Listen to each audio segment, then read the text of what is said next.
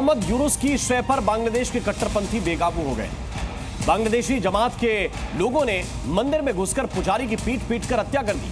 साथ ही कट्टरपंथियों ने मंदिर से लाखों का चढ़ावा, देवताओं के गहने और दान पेटी से कैश लूट लिया।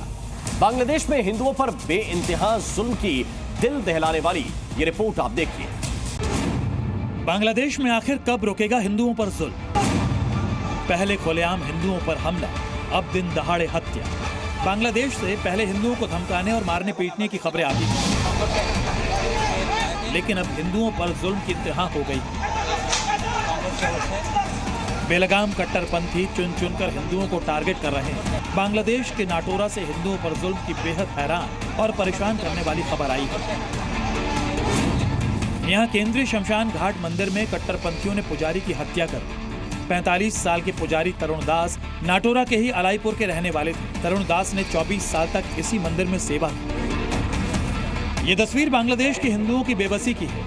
अब बांग्लादेश में कहीं भी हिंदू सुरक्षित नहीं है। ना घरों में हिंदू महफूज हैं, न हिंदुओं के देवी देवता सुरक्षित हैं। जिहादियों ने मंदिर की दान पेटी और भंडार को भी लूट लिया। मंदिर के पैसे, पीतल के बर्तन सब लूट लिए। बांग्लादेश में हिंदुओं पर ऐसे हमले हर दिन हो रहे हैं और पुलिस कुछ नहीं कर रही है।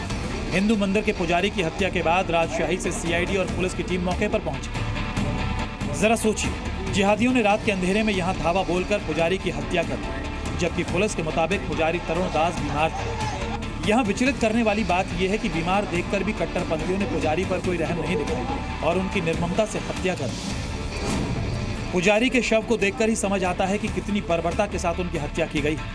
हत्या करने से पहले उनके हाथ पैर भी बांध दिए गए। बांग्लादेश में हिंदुओं पर बढ़ते जुल्म को लेकर हिंदुस्तान के स्ट्रॉन्ग प्रशासन ने भी चिंता जताई।